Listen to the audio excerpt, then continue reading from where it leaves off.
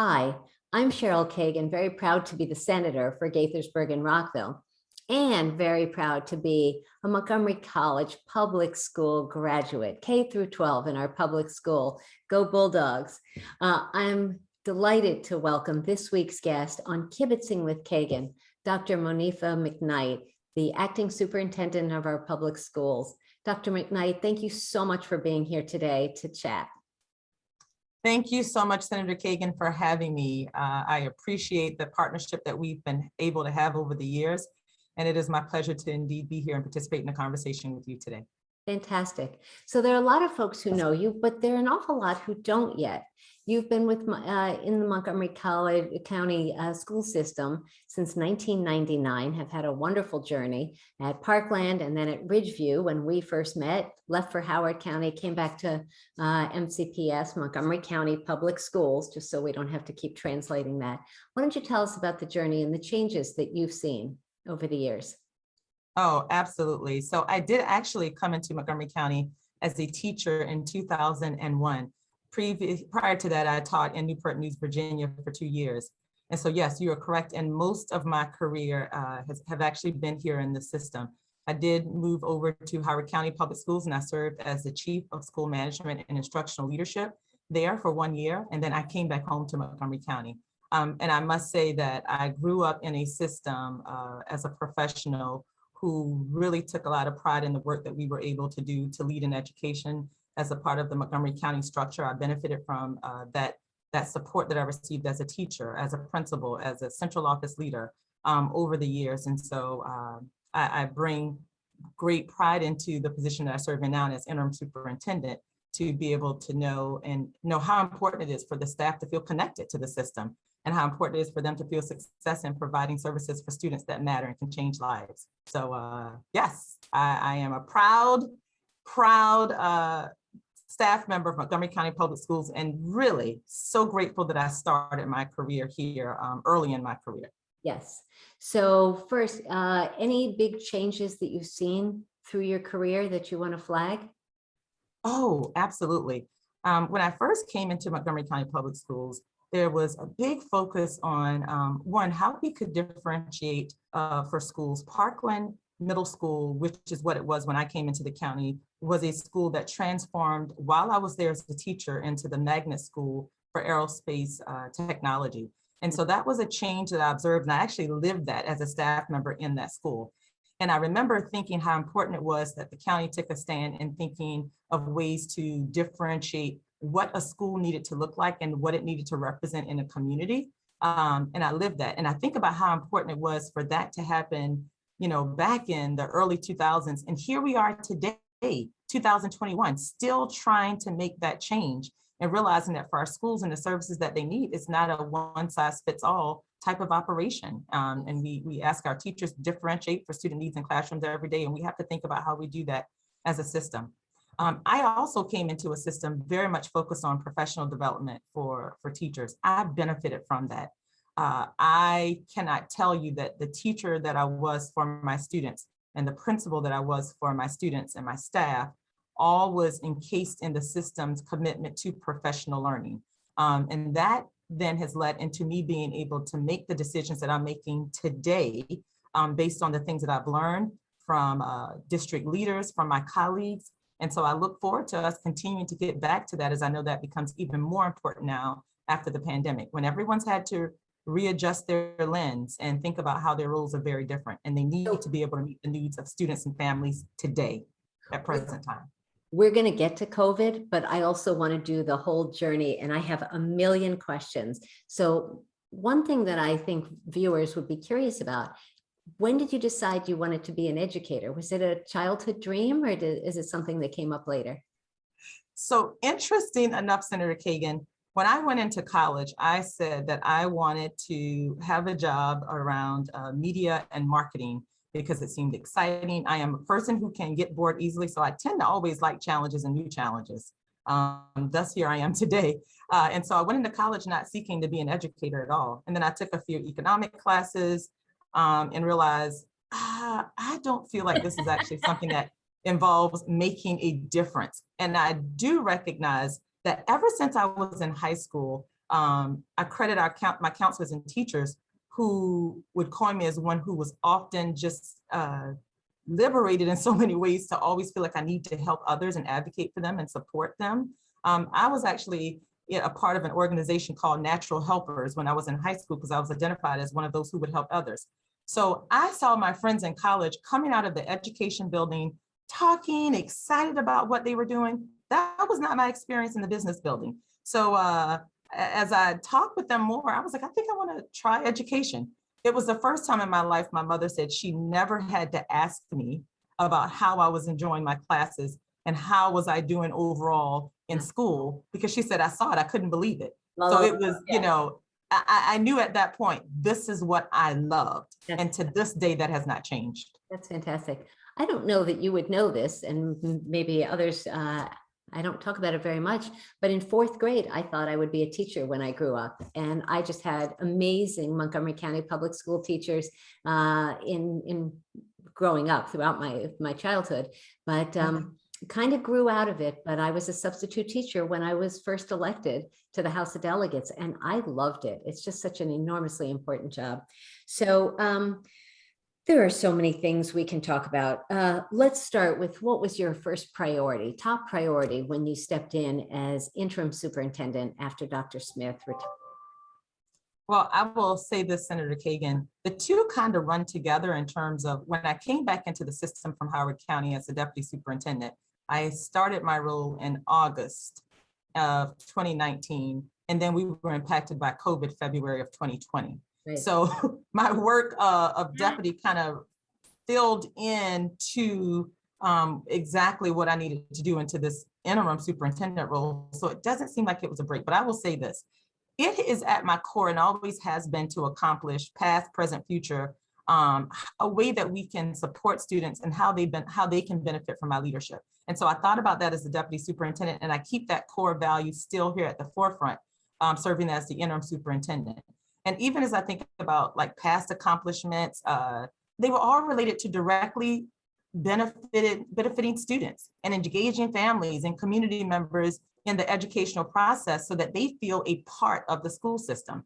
That's what I came into this role as, and back into the system as deputy superintendent with, that was at the forefront of my leadership, and it remains the same. And it became even more important when I became the interim superintendent, because I know as a parent, as a educator, now as the interim superintendent, and having many relationships that I've been able to establish over in the system over a 20-year span, that everyone wants to feel involved and everyone got into the profession that they're in to serve students, whether they are driving a bus, teaching, whatever it may be. And our community members also come into that. And so they want to be a part of what we're doing. So you're anticipating so many of my questions. Let me. Sorry, Senator Kagan. All right. So let's start by talking about the achievement gap, which is one of the top issues that so many of us are worried about. And I know it's top on your list as well. As we are increasingly diverse, ethnically, linguistically, and country of origin, so many other things. One of the challenges is that we are more socioeconomically diverse. So how, and sometimes that is reflected in test scores and accomplishments. Why don't you speak to how you think that's going? Absolutely. And that is the one area that we've got to address. Children's performance cannot be predicted based on race, economic status, and a whole list of other reasons. And this is a challenge we've been facing in education for far too long. And I think there are some ways that we can quickly get to that. One, accountability always has to be in place around who our students are and how they are doing, whether it's how they're doing with their learning, how they're doing social emotionally. And when we know who's thriving, who's not, and particularly can identify what are the barriers that get in the way of the success we want them to achieve, then we can do something about it. I often find that the biggest barrier to addressing this long-standing issue is not having enough information so that we can apply the right prescription to the problem. Mm-hmm. And the problem is not one problem that fits the context of all of our students, all of our families. And in a place like Montgomery County that is represented with so much rich diversity, that is such a great value to our community, we have to know the community. We have to know the students. In order to know the students, we have to know their families. We have to know their strengths. We have to know the challenges that they're facing. And we have to know how we can support that in the classroom, in the school, and in the community as a school system. And so you mentioned the learning disruption. I mean, we identified that during COVID-19 as one of the areas that we know we would have to address. Right. There were gaps in learning for students in some ways that are predictable by race, unfortunately, prior to the pandemic. But the good news is now we get a chance to change all of that. Right. And I'll end this by saying, Senator Kagan, it is a passion of mine. One opportunity I had was to work at the Department of Education in Washington, D.C. as a principal ambassador fellow. And I'll never forget a question they would always ask us was, if you could change anything in public education, what would it be? My answer was always the same. We should change century-long structures that exist in education that we've used over time that have not benefited the community that we're serving today as a nation and through an educational structure. And today we have the opportunity to do that. And we must. You want to define what you mean by educational structure specifically? Absolutely. So I'll give you some specific examples. When we think about even how we design schools, how the classroom structure looks and what happens in that space, I can pull up a picture for you right now that is a century old of a teacher standing in the front of the room with students sitting in a desk and students listening intently to the teacher. There is absolutely value in that happening. But is that the only way that serves the best structure in terms of how students learn and how they learn best? Right. We know the answer to that. No, we know that students actually are able to learn through experience, through discovery. And now we even, this COVID-19 pandemic has taught us, students can learn through virtual opportunities, through field experience that they can have that may not require them be in person. They can be exposed to so many more things. A field trip was also, limited by funds and who was able to attend and how many buses was available during a period of time. Well, virtual reality can take us around the world, anywhere we want to go in any moment that we want to go there. Yes. So you just mentioned funding. So let's talk, since I'm a policymaker, let's talk about some of the policy questions, if we could. So first off, the Kerwin Blueprint for Maryland's education, which is a 10-year plan that is funding and structure and training and standards and so much more that Dr. Britt Kerwin, the former Chancellor of the University of Maryland, just so many, President of the University of Maryland, College Park, and an extraordinary educator. Why don't you talk about the impact of the Kerwin Blueprint as overriding the Hogan veto? How is that going to affect Montgomery County schools? Oh, so first, hats off to our delegation, to Mr. Kerwin, everyone who were a part of this whole commission, and then how it became the Blueprint for Maryland. To me, that represents, the blueprint represents the vision that I'm actually talking about. How do we break through systemic structural barriers that have existed over time? And how do we create new ways to embrace education? And so what does that look like in the context of Montgomery County? Let's just even start out with redefining and really looking at the role of a teacher and what they do and how that fits into opportunities for them to grow and learn and become more robust in their craft to serve the needs of students today.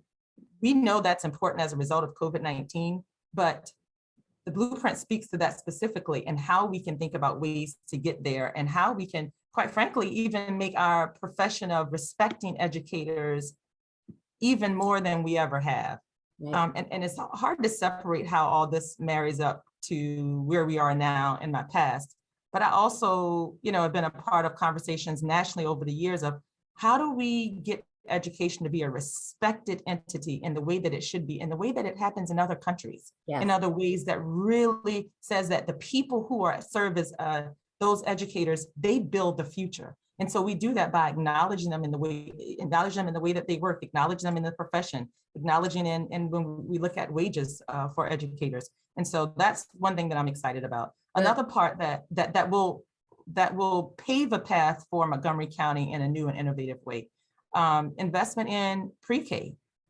I mean, this is how we prepare our students regardless, again, of race, socioeconomic background, to be able to have access to an early education so that when they come into kindergarten, they are prepared, and they are the kindergartners that we can take pride in saying, we know we've done all of this early learning experiences with them. So they're prepared when they come into kindergarten for what we have ready for them to continue their learning when they get to that level. So always has to be a foundation as a priority for our students. Yes. So those are just a couple from the blueprint, but yep. yes. There's so much, so much. So you know, but maybe not everybody knows, that our school system is literally half of the county's budget. So if you had a magic wand and there were more money available from the county or from the state, and we talked about the Kerwin Blueprint Commission, what would you spend it on? How would you prioritize it briefly? One or two things. So I'll first say that the budget priorities should not stem far from the school system strategic plan and the Board of Education strategic plan. Those things have to be aligned. And that's why it's really important that the Board of Education, myself, elected officials, community members, associations, staff, we all gather and prioritize what these focus areas should be. And so we've done that. And so when we think about that whole process, and we're going to be coming up on the budget season here in December shortly, I would say that the priorities are absolutely all of the areas in the blueprint. We received money to support that. All of those areas are critically important, but we also have to think about priority areas that are in response to the needs as it relates to COVID-19, really focusing on teacher professional development, leadership professional development for everyone. That's because the teacher leaders that we were prior to COVID-19, we have to build on a different skill set to prepare for the challenges and the opportunities that we've learned from COVID-19. So that is absolutely going to be an investment point. And the workforce. There is a national issue with labor that is impacting every single organization, company. And so I think we should have known this, but we have to actually do something about it right now. Prepare for how we're building our workforce, and so that we're never in this situation. And that means knowing what's important to people and what drives the Gen Z students, you know, from a different generation, from those, you know, who are close to retirement, and figuring out what's the medium that makes everyone want to continue to be a part of the workforce today and building the workforce for the future. So those are just a few.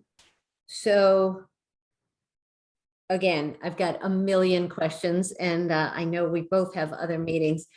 Capital renovations. A lot of our schools are pretty old. And I think a lot of parents don't really know how it works. How come my school isn't being done and that other school that doesn't seem as old or as needy as mine is? Can you do just a brief tutorial on the process of prioritizing? Yes. So I will say one of our biggest priorities for looking at facilities is first thinking about what state are our schools currently in. And when I say state, we have a structure that in which the state defines by the amount of money that they allocate to our school system, what is the structural state of the school, and should you be considering the school as one that should be up for renovation, because there is money attached to that. So we take that into consideration. We also think about the infrastructure and how much money we are investing in our schools every year to say, are we spending more money to make repairs than we are for the opportunity to redo a school if it's necessary around functioning of that. So then we put all of that together and really then think about capacity. That's also a very big part of the conversation. We are a growing county. Yes. Now, while COVID-19 has impacted that, a leader knows that you always have to prepare for the future. While our enrollment is down now around 5,900 students, we know and expect that those students will come back into our system, because everything we've talked about today, Senator Kagan, I hope translates into our community, realizing that we're planning to build a more robust system that will prosper as a result of COVID-19.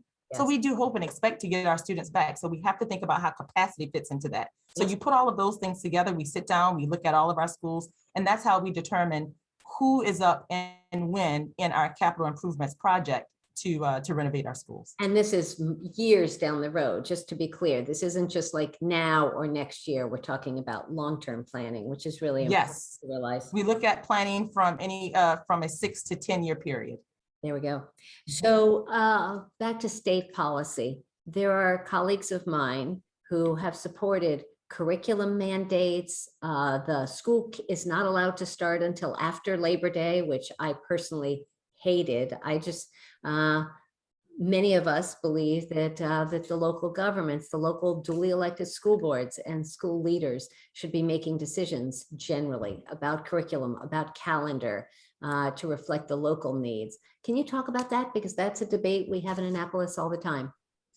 Yes, Senator Kagan. And again, why I'm so appreciative for our delegation and people like you understanding, and I keep saying this, but it's true. Many of our systems are built on a one-size-fits-all model. Yes. And we know it's not right, but policy and how we work with different state leaders, we have to push on them to always consider that. When you think about the 180 days of the school year and how we even have to fit into that, and what defines an instructional day and what doesn't. It's always trying to fit a round a peg into a round hole. Yes. That's exactly what we're doing. And so I think it's important for all of us to continue to have these discussions, myself as interim superintendent, along with county council members, county executive, and our delegation, to really know what these pain points are around how policy and oftentimes state structures really do interfere with the way that we need to be innovative. And so that comes down to the calendar.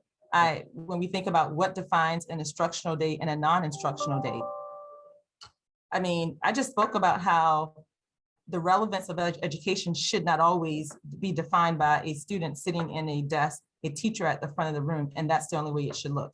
Yes. Well, it could very well look like on a day that the teacher is not even there, on a professional development day, that they're doing some professional development, but bringing other partners in to learn about exposure to agriculture and agricultural needs and all of these areas that focus into these workforce and field career areas that our students want to move into. That's teaching. Yes. And that's learning. Yes. You know, everything you keep tempting me to go to all these other questions. You're such a wonderful partner here in this. Delaying the school start so that some of the kids can sleep better versus I don't want them standing at the bus stop in the dark. Can you talk about school day start as part of the 180 days? Can you talk about that? Right. So I know Montgomery County years ago had done a lot of work and study around the start of school and worked with the community members and made a number of different changes. And then sometimes we try things and then we recognize that maybe what our initial motivation was, it really didn't play out in the way that we thought was beneficial. My personal opinion is I think that our students are oftentimes more resilient than we think we are, but every student is not the same. Right. And that's the difficult part when you're in a school system that serves 160,000 students.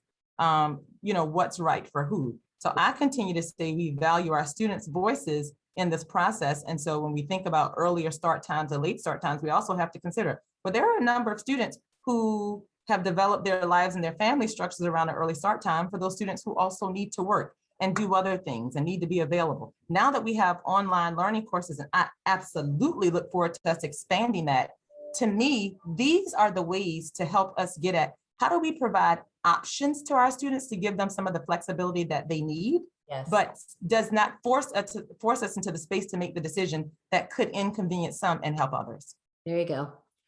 I want to talk about faculty and staff briefly. We read about school bus driver shortages. You referenced that. Obviously, teacher shortages, teachers are retiring. Talk about, though, if you would, any efforts you've got to diversify our faculty and staff ethnically, through gender, and through language skills. Oh, absolutely. In Montgomery County Public Schools, we have to be a reflection of our community. Yes. That is an absolute necessity.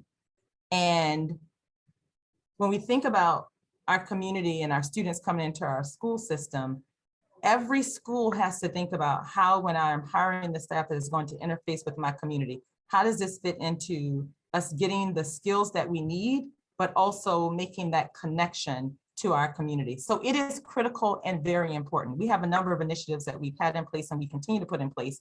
As a matter of fact, during the pandemic, we were able to increase by 10% our staff of African-American Latino staff members serving in the school system during the pandemic, which I was so excited about, but we need that number to get larger. And so when we think about recruiting, we've revamped how we do that. And one big part we reflected on that the pandemic helped us think about was, we can't expect for people to come to us. We have to go to them. And when they come to us as potential employers or employees in Montgomery County Public Schools, what makes them want to come here and stay here? And then the third part of that is when they come, and a part of helping them to want to get the understanding why they want to stay here is, how are they able to grow as professionals and make a career in Montgomery County through a number of different pathways? So that is exactly how we're going to get there. The 10% increase, do you think that your being an African-American woman has role modeled that increased diversity? Or do you think it's outreach methods or some combination? I definitely will say it has contributed to outreach methods, because I have to put hats off to our staff. They have recognized and have changed their practices to do outreach in a way that I'm very proud of. Right. But I will say, if this inspiration comes from me serving as an African-American woman in leadership in Montgomery County, if that is a leverage point that can inspire others to say, I want to be a part of that, then I am here for it. Anything that inspires people to take a chance and become to be a part of serving students and serving a community here in Montgomery County Public Schools, I can add to that. That's why I'm here. That's what I want to do. Awesome. Awesome. Talk about how you work with the school board. The Board of Education is duly elected. Sometimes historically, they work well with superintendents and sometimes not so much. How's it going for you so far? So it's going fine. I will skip over. I had to laugh at that question because you're so right, Senator Kagan. I work with, I talked about the importance of professional learning. That can never stop, I believe, as long as you are a professional. So I belong to a consortium in which I work with a number of superintendents across the nation. And what you just said is so correct. Every Board of Education is different. And I must say, I'm proud to serve in Montgomery County Public Schools because we do have a board who shows the constant investment in doing what's right for this system on behalf of the students and the community. Good. And that is not the case across the nation. So or next door in Prince George's County, where they've got kind of a hot mess going on. Well, I mean, and this is where I think we really have to pay attention to that. The importance of just knowing what has to be done in the system, and the school board thinking about their role to ensure that I think plays out in all of the actions. I think the school board and the school system's values show the community what that is every single day. Yes. And in my role, I serve as the chief executive for the school system, and then for the Board of Education, I also serve as the secretary treasurer. And that, you know, of course, that means I manage the multi-billion-dollar budget and the capital improvement budgets that we have, and I hire and supervise the executive staff and school-based central office, and just make day-to-day decisions overall about educational programs.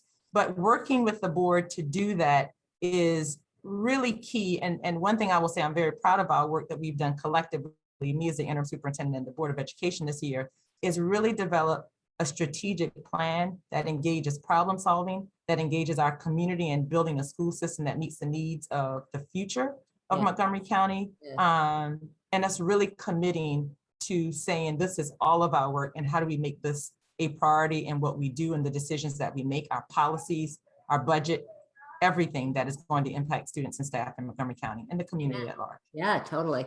I think a lot of voters just don't pay enough attention to their choices when they're picking a school board member, and they don't realize that it's half the budget, and they just vote for a name or vote for a gender or a race, and they don't know the policies. But we're not going to have time to solve that. So COVID was going to be a whole section of this conversation, and you have already addressed some of it. Let me just ask you to speak to, so the stress on faculty, the technology gap, the learning loss, the policies on masking. And the last one, I sponsored the legislation that allowed telehealth at school-based health centers. So those are kind of a whole bunch of different questions. If you want to just speak in general about COVID and any of those sub issues.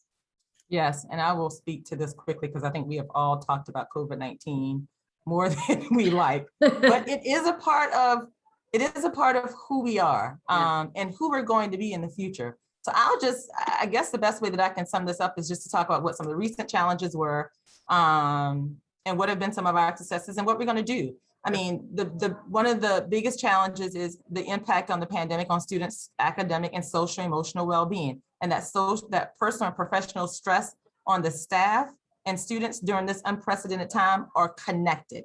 So the stress that the students have experienced and trauma that they may experience during COVID-19 in their families, that then translates to them coming back into our buildings, and then our staff having to, again, they've experienced COVID-19 as well in their personal lives. And then you bring those entities together and it's just everybody's stressed. So that has definitely been a challenge that we have been working through and working with the staff on how do we get through this space that we're in. And so with that said, we've had a couple, recent successes. It has been awesome to bring our community together, as I said, to say, what are we going to do about these problems? We have five areas of focus for our DSIP, and one area is the social emotional well-being of students and staff. And so that does involve community members, staff members, associations, central office staff, and us saying together, what are things that we will do to address this? So for staff, I know one thing is time. And so, next week we're starting an initiative of we're going to have a meeting-free week. And so, here at Central, so people can just have a meeting. It's a short week. It's a short week. It's a short week, but it's one way to give people time to just do work without running from meeting to meeting to meeting to meeting. Wow. And we have to think about that. Yeah. Another part. Yeah. Yes, absolutely. So that, and then just overall building out a plan together to say what will be the future needs of social emotional support. And through our Be Well 365 for students and staff, that's a big part of what we're going to do.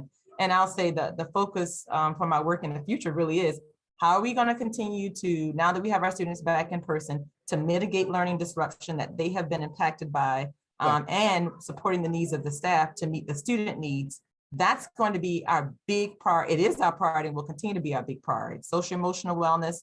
And overall, just how do we take our system to the next level and operationalize Prosper so that everyone feels it? So you talk about social emotional health, and yet we have had a real, a terrifying outbreak of violence in our schools. There's been a debate in not just Rockville on the county council, but in Annapolis at the state level about whether SROs, or school resource officers, should be removed, strengthened, used in different ways. What sort of limits? Can you talk about your thoughts about the SROs, the school resource officers? Absolutely. So for years we had the school resource officer program, and there were benefits to that program and there were drawbacks from it. And our students elevated for us what many of those drawbacks in that program was. And in our reflection, we also recognize while we had the program, and I go back to accountability is really important. We can't wait and ask the question, how is it going, when a problem erupts? Yeah. We have to ask that question when we think things are going well and when things may not be going well. And so that's the accountability piece of how often do we check in on these programs like the SRO program to see what needs to be changed, tweaked, better monitored. And that was a point of improvement that we saw.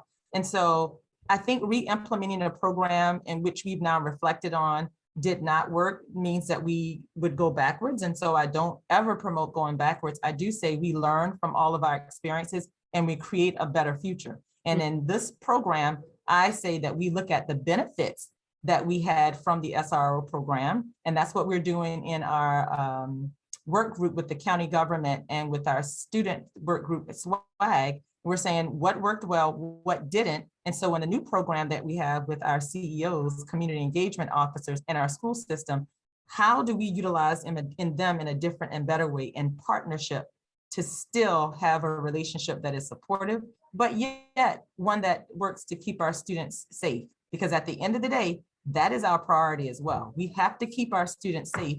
And we also want to say, how do we do that while we build a culture of support? Right. Okay. So I want to just do a few more questions and then go to the fast five and wrap up here. Can you talk about extracurricular activities, athletics, and as in the context of college or career readiness, and just kind of what skills and what priority, what role do you think those have in a young person's education? Oh, yes, a topic after my own heart. This year we started an initiative, out of school time work group, and I'm so thrilled about it because it really elevates the importance of having those extracurricular activities available and ready for our students so that they don't always feel like an add-on, but a part of the educational structure. Love that. Our arts programs in Montgomery County saved us in so many ways, supported the school system in so many dynamic ways during the pandemic when students needed those outlets. So it is a priority to the school system, and we are going to build on that and establish and implement these partnerships so that they're not add-ons, but a part of the overall student experience that they receive all the time. So that there's a partnership, a constant partnership, and it's embedded. So in junior high, high school, I did student government and the French club and the school play and the honor society. And I mean, I did all that. And I think it helped develop me. I had no interest or idea about politics, but it helped give me interpersonal skills and confidence and leadership experience and all that really has continued and helped mold who I am. So I'm so thrilled that you're making that a priority. That's wonderful. And Senator King, I bet in those experiences, you also met people that you aspired to because you had an actual connection around things that you found. And I think that it also provides an opportunity for our students to be exposed to those who are doing things that could be of interest to them, where they can serve as mentors and supports in their visioning for the future. No question, no question. Working with Montgomery College and the universities at Shady Grove, universities at Shady Grove, USG. Do you want to speak briefly about any ideas, any partnerships you've got going there? Yes, we are great partners. We are thrilled. We have met constantly, and I'm speaking of Interim President Dr. Dukes and Dr. Kagan at USG. And we are on the cusp of rebranding our ACES program and thinking about our ACES program, how that will be an opportunity for us to expose. ACES, for those who don't know. I'm sorry? ACES program. Why don't you say what that is? Geez, I get so caught on the acronym sometimes. All right, that's okay. That's all right. Let me think about it for a moment. It will come to me. Yes. But our focus was to get ACES, it's going to come to me in a moment, exposure to students so that they can actually come into career pathways earlier before they get into high school, so that once they get into high school, we can better create the mentorship, the partnerships with organizations and workforce community members, so that they can have everything necessary in their power to come back and say, I have everything that I need to go into career, college, or be community ready for the job that I want to go into immediately, and not have to figure that out before they graduate from high school. So that's been our big area of focus for ACES. We are also working with a number of universities, and particularly at USG, to really get some of our higher level institutions that are there to think about how they can create programs that fits to the needs of those who want to continue their education, but not in the structure in which they've always existed. Like, for instance, you either have a part-time track or a full-time track. How can we come up with a hybrid in some of the professions that require our future workforce get certification or degrees, but not be limited to say that they can't work or do other things. And so we are excited about working with higher education institutions to build that out for us.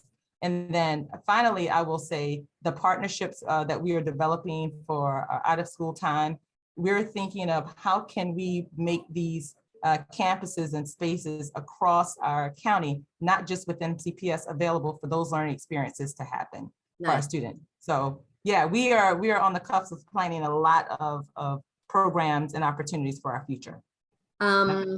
Last thing, if a parent or a volunteer or a retiree, a nonprofit organization wanted to support students, support their local school, how could they, what's their entry path, and what sort of skills or ways could they help kids or schools? Actually, you have to tell me that question one more time, Cheryl, because I was too busy thinking about ACEs. It stands for Achieving Collegiate Excellence and Success. There you go. All right. Yes. If there is a parent, a nonprofit organization, a community group, a small business that wants to support a school or a class and mentor or volunteer in some way, how would they connect? How would they get involved? And what sort of things would they be able to do? So we are thrilled. And once we were able to get through opening up the school year and providing vaccination services for our students and for our staff, we now have a process in which schools are able to have those volunteers come in and support. And I'm so glad you asked that question, because many were still asking, how can we get into schools? You can. There is a process that schools have in which they will come in and work with those who want to come in and support. As long as they're able to provide the documentation needed for us, we need that to happen. So they should reach out to the schools to coordinate that individually. And then here at the central level, if there are any partners who want to maybe not start with a particular school, but say, I want to serve a certain level of schools or a group of schools for a specific need, please reach out to our curriculum instructional office. They will absolutely work with you and coordinate that so that we can bring all of the necessary supports in place from our community into our schools to support our students. Great. Dr. McKnight, is there any question, any topic we haven't covered that you want to speak to briefly before we go to Fast Five? Senator Kagan, I think we have covered a lot. I mean, there's much more we could talk about, but I say that I should come back. And we should even do this more often so that we can have this conversation and get it out there publicly about all of the things that are happening in our school system and why these initiatives are happening for the benefit of our students and community. Excellent. Before we shift, I was going to talk about the SMOB, the student member on the Board of Ed, and so many other issues.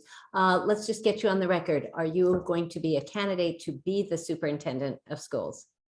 Yes, I will be a candidate within that process. I do think stability is important for our school system right now. And I know there is much that we will need to do to prepare for the future and the pathway for the future in Montgomery County. And I very much want to be a part of that. Good. All right. So in an election year, we've got another candidate here. No lawn signs up there. All right, Dr. Monifa McKnight, 5 quick questions to let folks know a little bit more about you. Quick questions and quick answers. If you had an extra hour each day, how would you spend it? With my 9-year-old son. Lovely. Question 2, is there an inspirational quote, something that guides you? Oh, Maya Angelou, all of her quotes, quite frankly. The one about people will forget what you said, forget what you did, but never forget how you made them feel. I live by that every single day. That's beautiful. Question number 3, what is your guilty pleasure? French fries.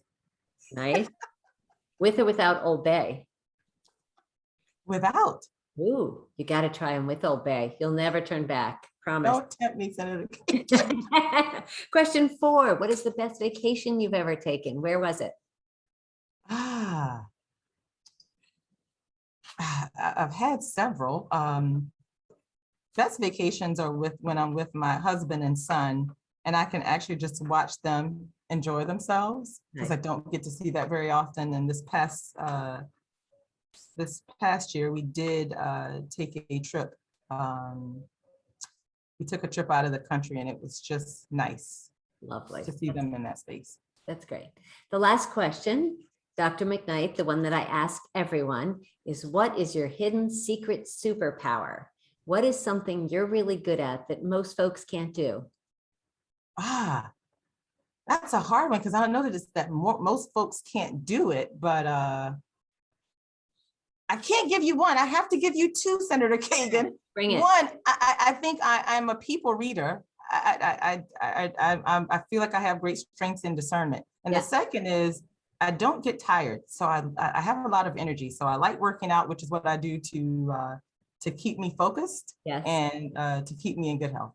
That's fantastic. Those are two really good ones.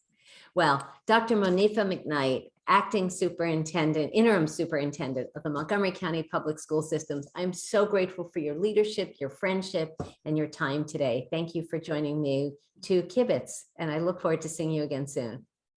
Thank you, Senator Kagan. Right back at you. I appreciate you as well. Have a great day. You too. Bye.